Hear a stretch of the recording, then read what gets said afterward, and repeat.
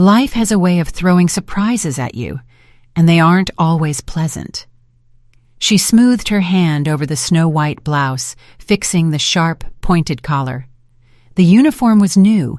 They had given it to her last week after the previous one had completely worn out. Nyala took care of things, knowing she'd have to wait at least 6 months for the next replacement. In her life, every detail mattered. Every penny counted. "Vance, the tray is ready," shouted Ms. Hattie, the shift supervisor, from the hallway. "The guests are already arriving. Move it." Nyala picked up the heavy tray loaded with crystal champagne flutes and headed for the main staircase. Today, the Galaxy Grand Hotel restaurant was hosting a private banquet for millionaires. An investment forum was concluding with a lavish reception. Black limousines pulled up one after another at the entrance. Security guards in dark suits scanned invitations. Women in famous designer gowns laughed loudly and ostentatiously. Men in expensive suits discussed million-dollar deals, gesturing casually with cigars. This world sparkled and shimmered, but Nyala knew she was just a shadow here, invisible and unnecessary. Nyala knew this world only from the service side. She walked with her back straight, trying to be unnoticeable. The tray was heavy, and her hands trembled slightly. She hadn't eaten much today. She had given her last few dollars for her mother's medication. Her stomach ached unpleasantly from hunger, but she had learned to ignore it. The main thing was not to drop the tray, not to make a mistake. Mistakes here were not forgiven. In the main hall, about 100 guests had already gathered. Crystal chandeliers illuminated the marble floor, reflecting the silhouettes of elegantly dressed people. The orchestra was softly playing something classical. It sounded like Mozart, but Nyala wasn't sure. The air was filled with the aroma of expensive perfumes and the self-confidence of important guests, as well as the scent of old money and limitless possibilities. Along the walls stood tables covered with white tablecloths and adorned with bouquets of roses. On every table sat silver cutlery, crystal glasses, and candles in elegant candelabras. Everything here breathed a luxury inaccessible to regular folks like Nyala. She moved along the wall, offering champagne to the passing guests. Some took a glass with a nod of thanks, others didn't even look in her direction, and some waved her away like an annoying fly. Nyala was used to this attitude. To these people, she was part of the furniture, nothing more. "Miss, over here!" A man of about 50 with a flushed face waved his hand. He wore an expensive pinstripe suit, and on his wrist, a solid gold watch gleamed under the lamplight. Nyala approached and extended the tray. The man took a glass without even looking at her, turned back to his conversation partner, and continued talking, waving his arms and laughing loudly at some joke. Nyala tried to move away, taking a step back, but at that moment, his elbow struck her hard on the shoulder. The blow was strong and unexpected. She felt the tray tip. The world seemed to go into slow motion. Nyala tried to maintain her balance, tensing her arms, but it was too late. The tray slipped from her fingers. The crystal glasses filled with champagne flew downward, describing an arc in the air, and shattered against the marble floor with a deafening crash. Shards flew in all directions. Champagne splashed like a fountain, landing directly on the dress of a woman standing 2 steps away. Time stopped. The woman screamed and jumped back, raising her hands in a protective gesture. Her dress, luxurious, iridescent with emerald tones, clearly exclusive and custom-made, was soaked in champagne from the neckline to the hem. Shards of glass glittered on the expensive fabric, leaving wet spots. The entire hall froze. Conversation ceased instantly. The orchestra stopped playing mid-note. 100 pairs of eyes fixed on Nyala. The silence was so deep you could hear the sound of drops falling from the dress to the marble floor. "What have you done?" The woman looked at Nyala with horror and anger. Her voice trembled. A man approached her instantly, tall, broad-shouldered, in an impeccable dark gray suit that fit his athletic figure perfectly. His face was hard, cheekbones sharp, and his gaze cold as ice. Dark hair with gray at the temples was slicked back. Sterling Thorne. Nyala had seen his photos in the business magazines that hotel guests sometimes left behind. He was one of the city's biggest investors, a man whose opinion was listened to even in D.C. They said he was ruthless in business and tolerated no mistakes. Now Nyala was convinced the rumors didn't lie. He grabbed her by the elbow so hard she could barely stay on her feet. His fingers dug into her arm, causing sharp pain. Nyala cried out involuntarily, but the sound got stuck in her throat. "Do you have any idea how much this dress costs? You broke nobody?" His voice was low, but every word cut like a razor. He spoke quietly, but in that silence, everyone heard him.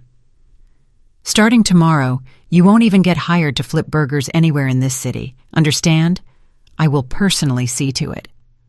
Nyala raised her eyes. There were about 100 people in the room, and they were all looking at her. Some with pity, others with mocking smiles, some with frank malice.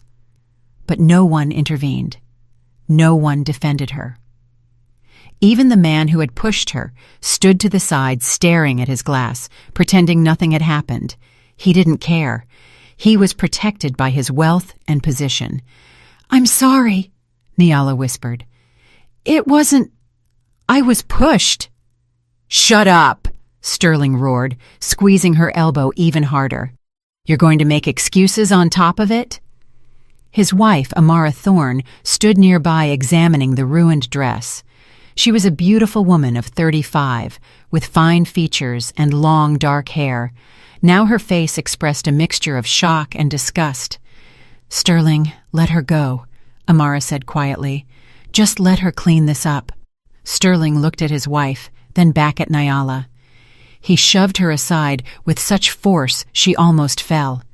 "Get out of my sight," he said through gritted teeth. Nyala dropped to her knees and began picking up the shards onto the tray. Her hands were shaking, but she didn't allow herself to shed a single tear. She had learned long ago to keep her emotions inside. Tears were a luxury she couldn't afford. She picked up the sharp fragments, feeling one of them slice her finger. A drop of blood fell to the floor, but Nyala kept working, ignoring the pain. A security guard approached her and silently handed her a dustpan and broom. Nyala nodded in thanks and continued collecting the glass.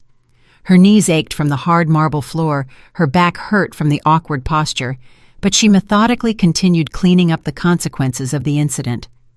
Conversations in the hall gradually resumed.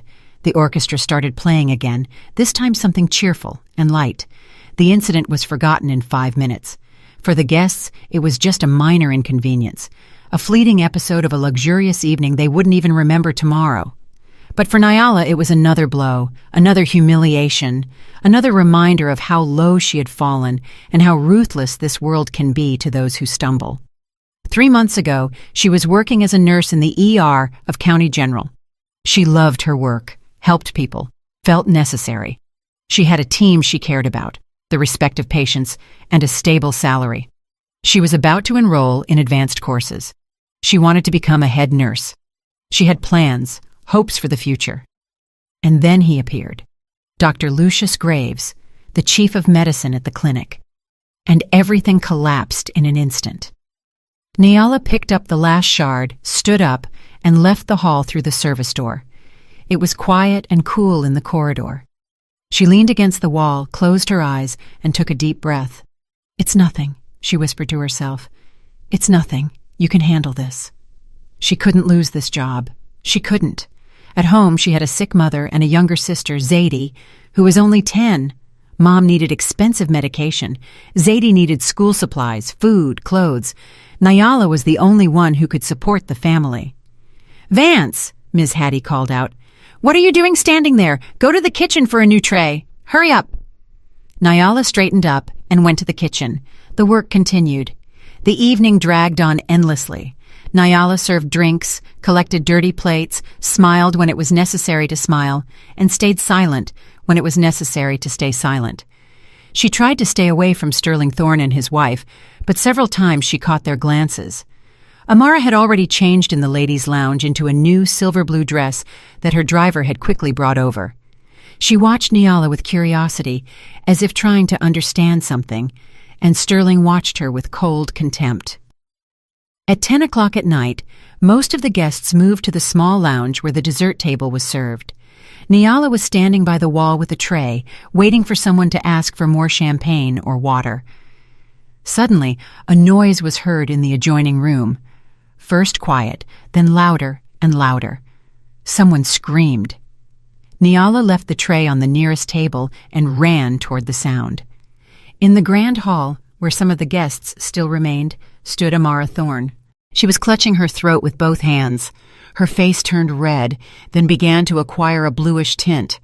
Her breathing became jagged and hoarse with whistling sounds. Her eyes widened with fear, animal, primitive fear of death. Her chest heaved convulsively, but no air was getting through. Bronchospasm. Nyala recognized the symptoms instantly. She had seen this dozens of times in the ER. Sterling ran to his wife, grabbing her by the shoulders. His face, usually so confident and authoritative, was twisted with panic. "Amara, where is your inhaler? I can't find it." He shook her as if that could help. She couldn't answer. She only gasped, trying to inhale air. Her hands clenched and unclenched convulsively, scratching at her own neck in an attempt to help herself breathe. Her legs buckled. The guests surrounded them in a tight circle. Someone was recording with a phone. In our world, even someone else's death becomes content for social media. Some looked at each other, not knowing what to do. Some simply stood with frozen faces, afraid to intervene and take responsibility. Indifference masked as decency. "Call an ambulance!" Sterling shouted, but his voice trembled with panic. Amara tried to say something, but could only emit a hoarse whisper. Inhaler. Purse. Nyala pushed her way through the crowd. Her heart was pounding, but her hands were steady and her mind clear. She had seen hundreds of similar attacks during her work at the hospital. It was bronchial asthma, and minutes counted. "Give me her purse, now!" she shouted loudly and with authority. Sterling turned, recognized her, and froze for a moment. But there was no time to think. One of the guests held out a small evening clutch. Nyala grabbed it, opened it, and dumped the contents onto the nearest table. Lipstick, powder, phone, keys. But there was no inhaler. "It's not here," she exhaled. Amara was choking more and more. Her face began to turn blue. She slumped to the floor. Sterling barely held her up. Nyala straightened up and shouted at the top of her lungs, drowning out the murmur of the crowd. "Does anyone have an asthma inhaler? Anyone? Urgent!" A few seconds of silence. Then from the back of the room, a woman of about 40 came running with trembling hands. "I do! I have one!" She reached into her bag and pulled out an inhaler. Nyala took it and knelt beside Amara. Her hands moved with confidence and speed, just as she had done dozens of times in the ER. She shook the inhaler and brought it to Amara's lips. "Deep breath," she said calmly and clearly. "Now, with me, 1. Amara tried to inhale. Nyala pressed the valve. "Again, slowly. Hold your breath." A few seconds passed that seemed like an eternity. Then Amara breathed a little more evenly. Another puff. One more. Color began to return to her face. The wheezing weakened. Nyala didn't let go of the inhaler, closely monitoring the woman's condition. A minute later, Amara opened her eyes and looked at her. "Thank you," she said in a raspy voice. There was absolute silence in the hall. The guests watched what was happening like a scene in a theater. No one said a word. Someone lowered their phone, ashamed of having recorded it. Someone turned away, unable to look the young woman in the eye who, an hour earlier, had been publicly humiliated. A silent feeling of guilt floated in the air. Sterling Thorne was kneeling beside his wife. His face was wet with sweat, his hands shaking, his expensive suit wrinkled, his tie crooked. He looked at Nyala, and in his eyes one could read a mixture of shock, relief, and something else, something he himself didn't yet understand. Shame. A delayed realization that he had almost lost the most important person in his life, and she had been saved by the very person he had humiliated. Finally he spoke, and his voice was hoarse, broken. "I ask for your forgiveness. Nyala slowly rose from her knees. She wiped her hands on her skirt. She looked at him. "For what, exactly?" she asked quietly, but everyone in the room heard her words. Sterling understood that all the guests were watching him, the same guests before whom he had humiliated this young woman an hour ago. The witnesses of his cruelty had now become witnesses of his repentance. "For everything," he said with effort, and for the first time there was no authority in his voice. "For everything I said. It was wrong, unjust." Nyala nodded. She didn't smile, didn't demonstrate forgiveness. She simply nodded with restraint, with the dignity that neither poverty nor humiliation could take away from her. She returned the inhaler to the woman who had brought it, thanking her quietly. "The ambulance is coming," one of the guests said, putting his phone back in his pocket. Nyala looked at Amara, who was sitting on a chair leaning against her husband. "Sit quietly, breathe regularly," she said in the professional tone she had become accustomed to over years of work. "Try not to panic. The paramedics will be here in 10 minutes. They'll examine you, and if necessary, take you in." Amara nodded. Her eyes were full of tears, not of pain, but of relief and gratitude. She reached out, touching Nyala's hand. "Thank you," she whispered. "You saved my life." Nyala nodded, turned around, and walked toward the exit of the hall. The crowd parted before her in silence, like for a queen. Some guests looked with respect, some with shame for not intervening, for remaining silent when this young woman was humiliated. Someone quietly said, "Bravo." Someone started to applaud, but Nyala didn't turn around. She didn't need their applause. She simply did what she had to do, what she had been taught, what was her calling. She went out into the corridor, leaned her back against the cold wall, and closed her eyes. The adrenaline began to recede, leaving behind emptiness and fatigue. Her knees buckled, her temples throbbed, but she had done it. She saved a life. Despite everything, despite the humiliation, the pain, the fear of losing her job, and that night changed everything. Although Nyala didn't yet know exactly how. The next morning, Nyala woke up to the sound of her alarm clock, and for a few seconds couldn't understand where she was. Her head buzzed from lack of sleep.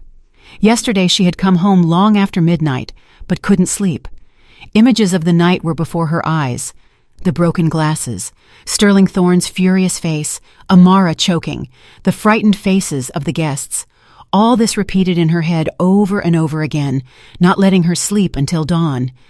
Then memory returned. A small 2-bedroom apartment on the outskirts of the city, a narrow bed with a sagging mattress.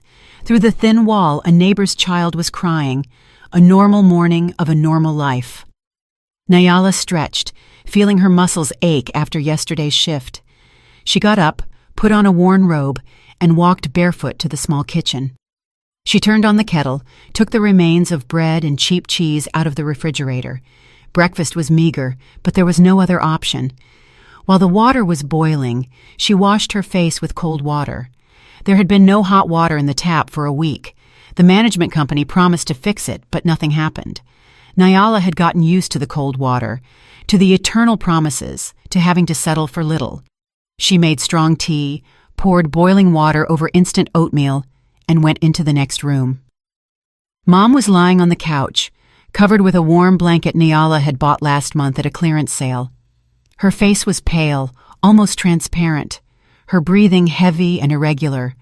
The illness was progressing, and Nyala knew that without the necessary treatment, without expensive medicine and procedures, there was less and less time left. But where to get the money?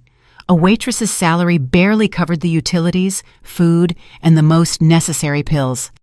"Good morning, Mama," she said softly, sitting on the edge of the couch and taking her mother's hand. The hand was thin, cold. "Good morning, baby." Mom opened her eyes and smiled weakly. Once she had been a beautiful woman, full of strength and energy. Now only memories remained of that woman. "How was work yesterday?" Nyala didn't want to tell her what happened. Mom worried enough about her already. She blamed herself that her daughter had to work 2 jobs to feed the family. She didn't need to know about the humiliation. "Fine, just a normal banquet," she lied, trying to make her voice sound carefree. "Lots of guests, nice decorations, nothing special." Mom looked at her closely.